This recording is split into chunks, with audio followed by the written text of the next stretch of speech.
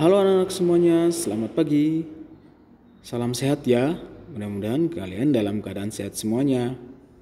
Anak-anak, hari ini kita kembali belajar pada muatan matematika.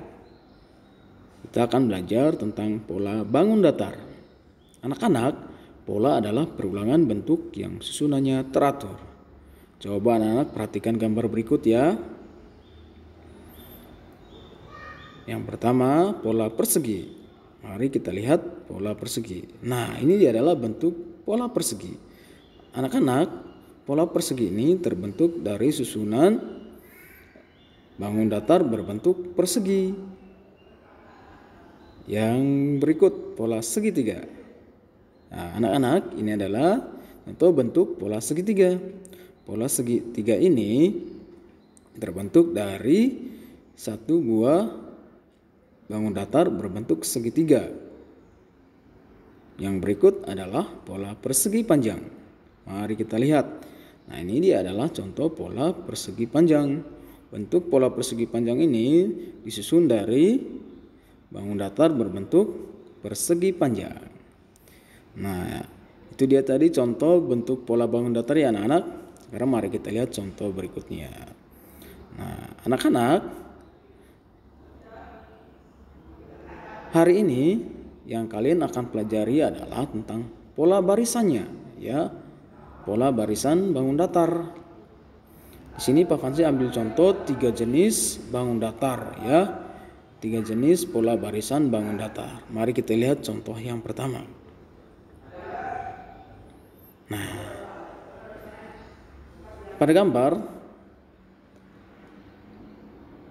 pola pertama dimulai dari bentuk persegi, ya, 2 buah bangun datar berbentuk persegi.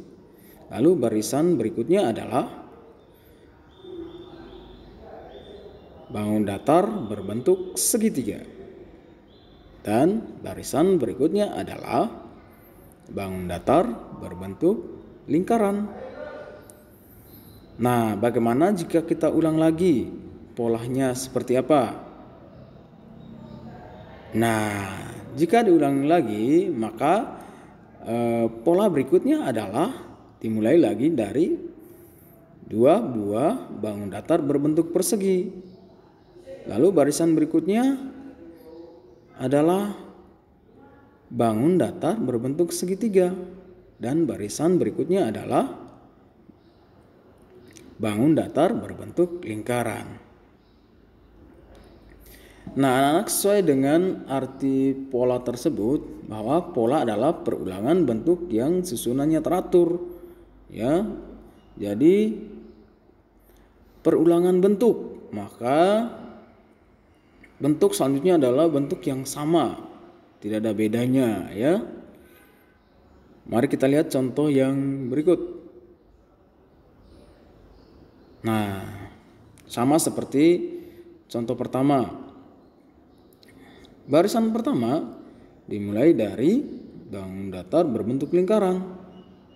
Barisan yang kedua adalah berbentuk segitiga. 2 buah segitiga ya anak-anak. Barisan berikutnya adalah 1 buah bangun datar berbentuk persegi. Bagaimana jika diulang? Jika diulang maka dimulai dari barisan bangun datar berbentuk lingkaran. Coba kita lihat. Nah, jika diulang maka dimulai lagi dari bangun datar berbentuk lingkaran. Lalu barisan berikutnya adalah 2 buah bangun datar berbentuk segitiga. Dan barisan berikutnya adalah bangun datar berbentuk persegi. Nah, contoh yang ketiga sama persisnya dengan contoh 1 dan contoh 2. Nah, anak-anak, ini adalah pola 3 barisan bangun datar, ya, dibentuk dari 3 jenis bangun datar.